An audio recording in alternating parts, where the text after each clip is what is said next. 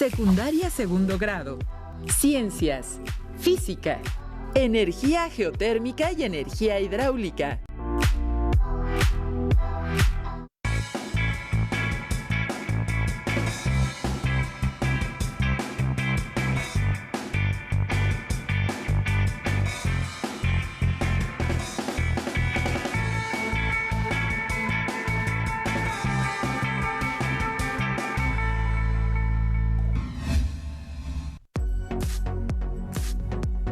Bienvenidas y bienvenidos estudiantes de segundo grado de secundaria.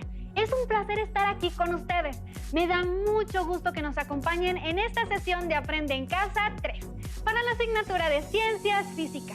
Mi nombre es Leslie Mendívil y junto con la maestra Viana Tapia nos adentraremos en las formas de producción de la electricidad para que podamos valorar sus beneficios e identificar los problemas ambientales relacionados con su obtención. En particular, aprenderemos sobre los procesos que involucran la energía geotérmica, la hidráulica o hidroeléctrica. Pero antes de comenzar, no olviden que es muy importante seguir las indicaciones de las autoridades sanitarias, como son el uso de cubrebocas, lavarse constantemente las manos y, si les es posible, no salgan de sus hogares para que pronto lleguemos al semáforo verde y regresemos a nuestras escuelas.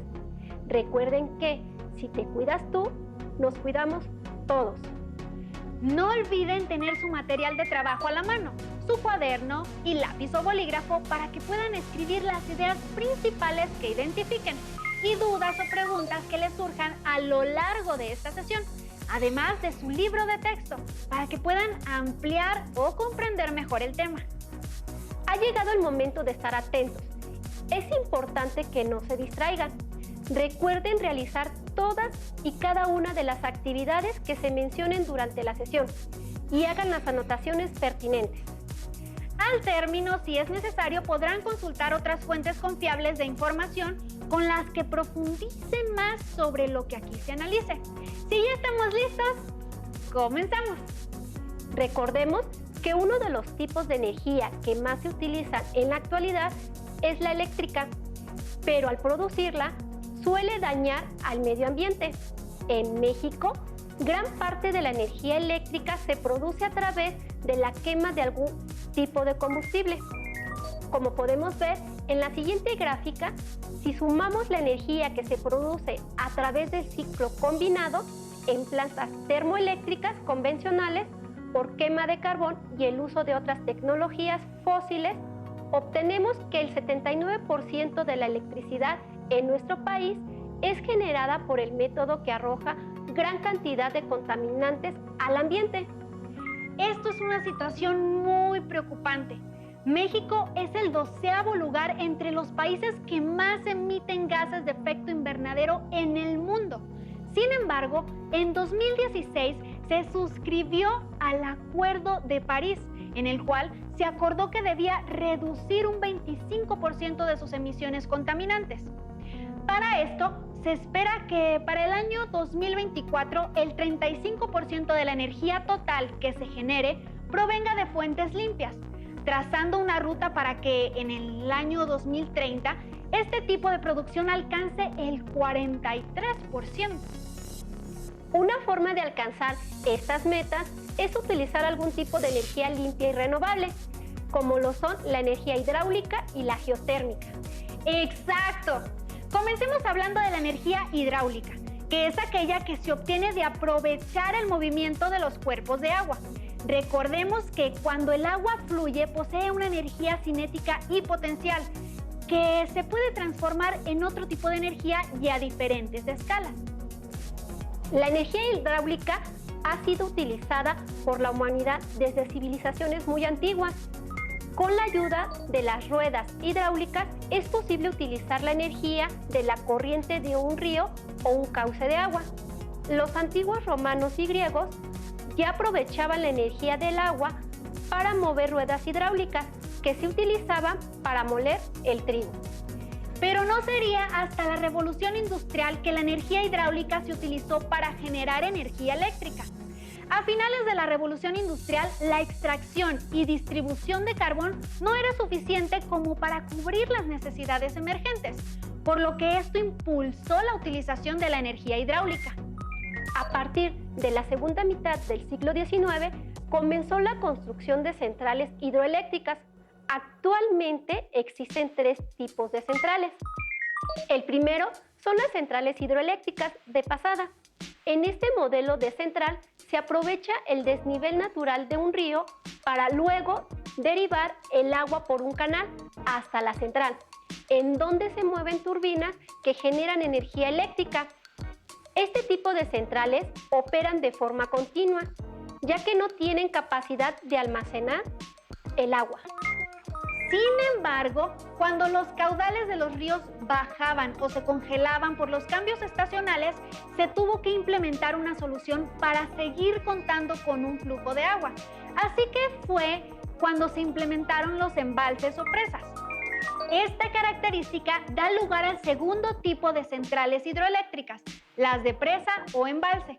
En estas se construye un lago artificial o presa y cuando deja de fluir el agua, su energía potencial es transformada en cinética, la cual es aprovechada por la turbina de un generador que gira con el movimiento del agua. Esto produce energía eléctrica que pasa al transformador y es transportada mediante el cableado eléctrico.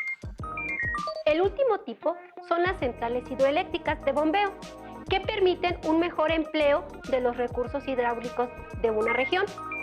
Están conformadas por 2 embalses situados a diferente nivel.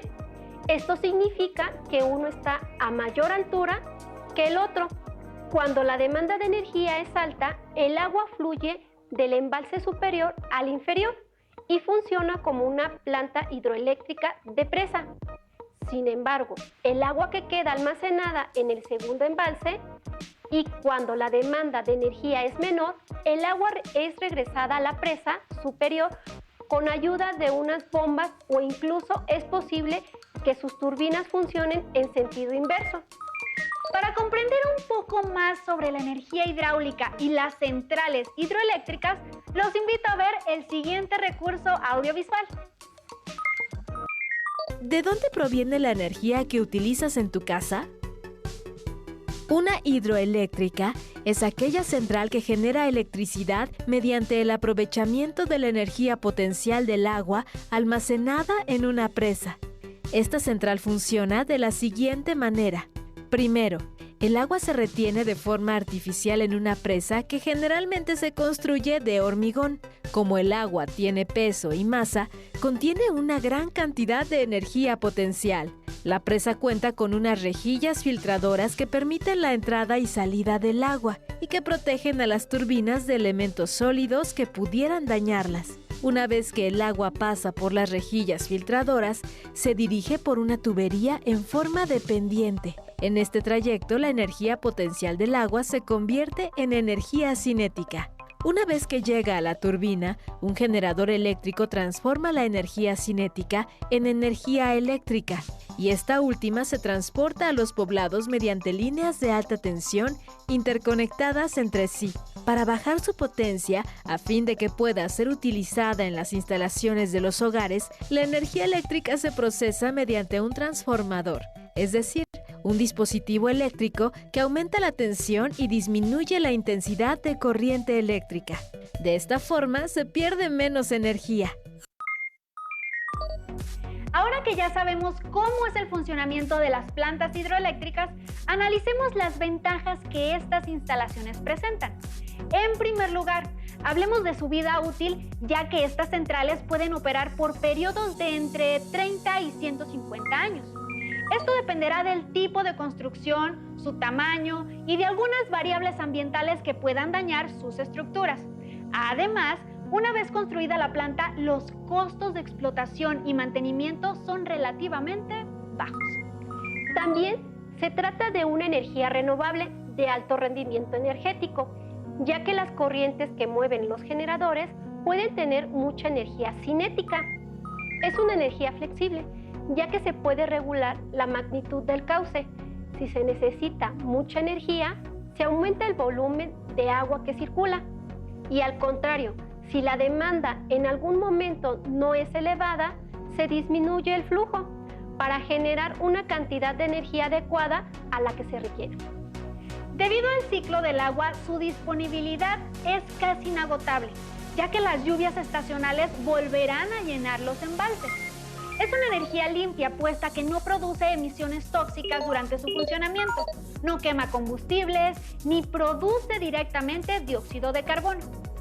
También es una fuente de energía más estable que la solar o la eólica, ya que las presas retienen grandes volúmenes de agua, los cuales solo se ven afectados si ocurren temporadas muy prolongadas de sequía.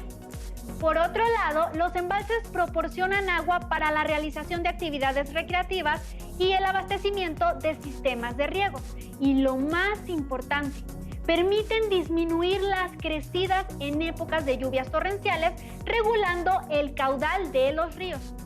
Entonces, podemos decir que la gran ventaja de la energía hidráulica es la eliminación del uso de los combustibles.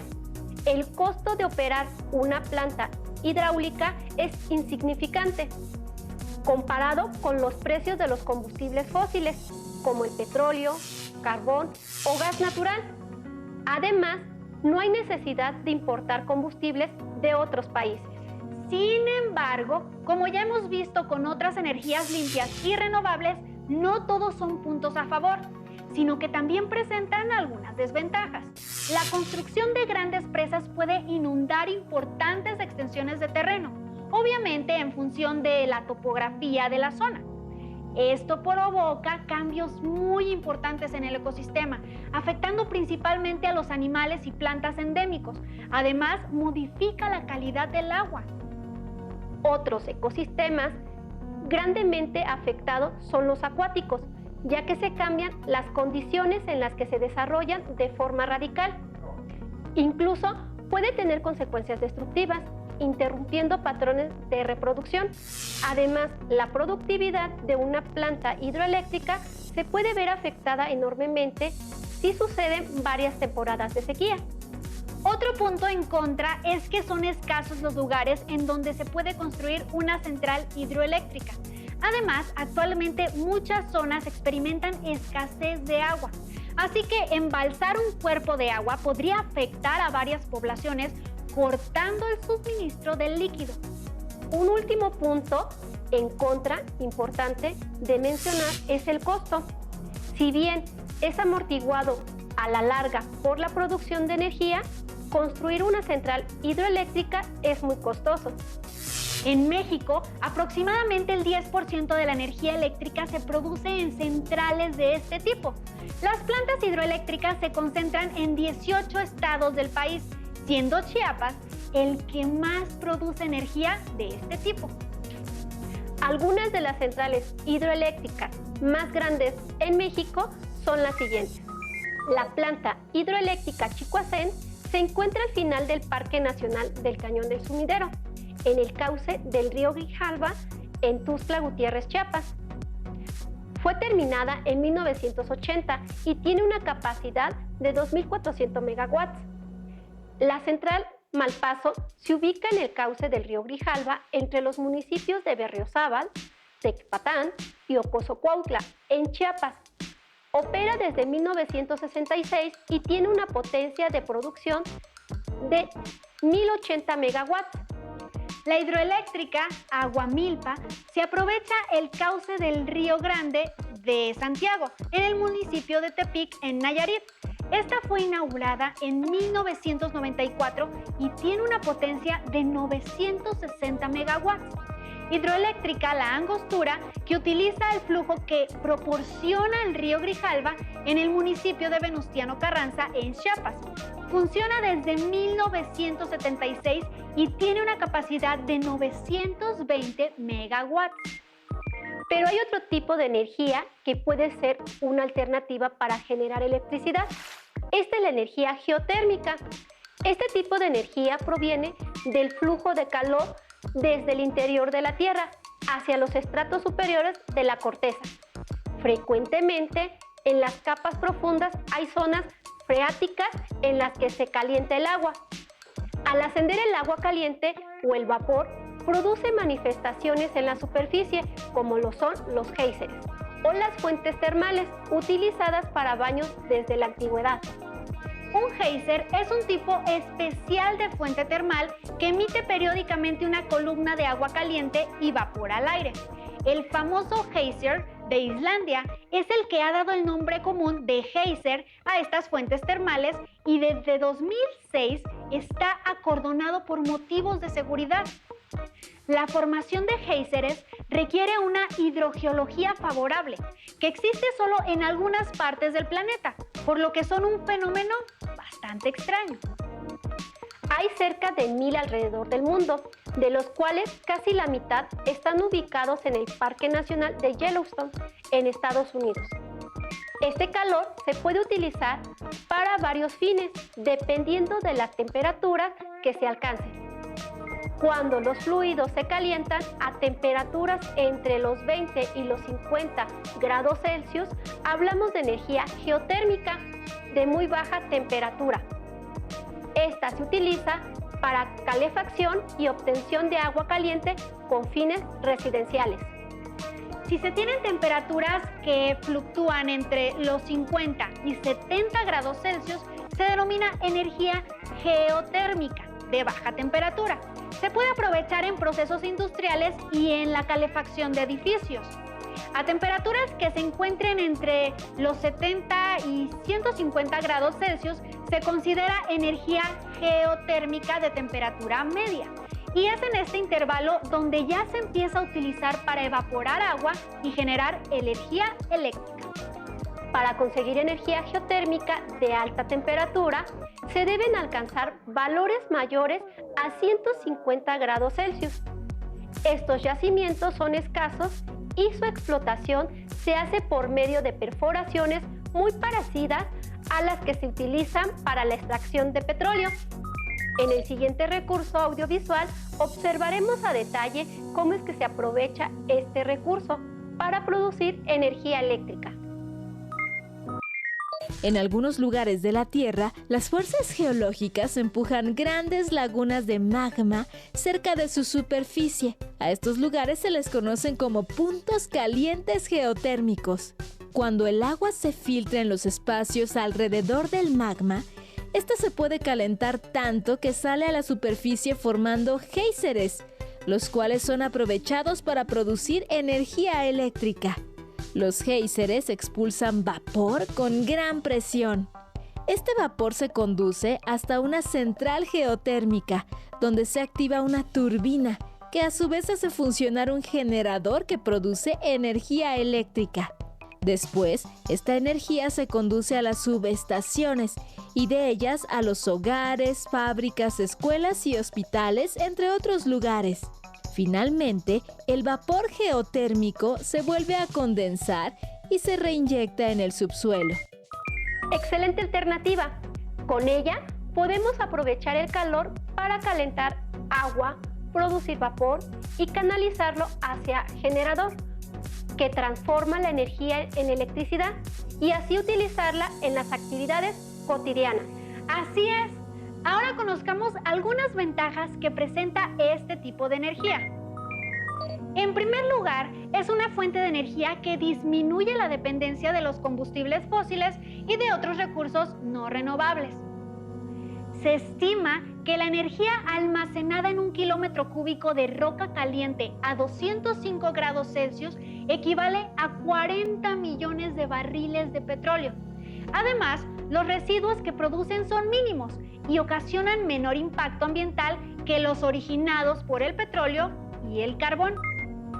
Representa un sistema de gran ahorro, tanto económico como energético, y no está sujeta a precios internacionales, sino que siempre puede mantenerse a precios nacionales o locales. También es una fuente de energía que no contamina de forma acústica, ya que no genera ruidos exteriores. Los recursos geotérmicos son prácticamente inagotables a escala humana. El área de terreno requerido para las plantas geotérmicas por megawatt es menor que otro tipo de plantas. No requiere construcción de represas ni tala de bosques. La emisión de dióxido de carbono, que aumenta el efecto invernadero, es inferior al que se emitiría para obtener la misma energía por combustión y se puede minimizar aún más el impacto ambiental cuando se reinyecta el agua utilizada. Además, recordemos que otra ventaja que presenta este tipo de energía es que no se utiliza para producir electricidad. Como ya mencionamos, es muy útil para proporcionar calefacción y proveer de agua caliente. En algunos lugares se utiliza el agua a diferentes temperaturas para criar distintas especies de peces, plantas y reptiles acuáticos que requieren parámetros específicos, como los salmones, camarones, cangrejos, robalos, carpas, musgos, hongos marinos, tortugas y cocodrilos. Ahora toca el turno de hablar sobre sus desventajas. Si no se reinyecta agua al secarse los yacimientos, se han producido algunos microsismos como resultado del enfriamiento brusco de las piedras calientes. En ciertos casos, se puede producir la emisión de ácido sulfúrico, que se detecta por un olor a huevo podrido. Esta sustancia es contaminante y puede llegar a ser letal. Los flujos geotérmicos pueden contaminar cuerpos de agua próximos con sustancias como arsénico y amoníaco, entre otras, que son altamente tóxicas y dañinas. También se considera que la explotación de esta energía causa un deterioro al paisaje. La energía geotérmica no se puede transportar a menos que se haga a través de un fluido portador de calor, distinto al de las aguas del acuífero.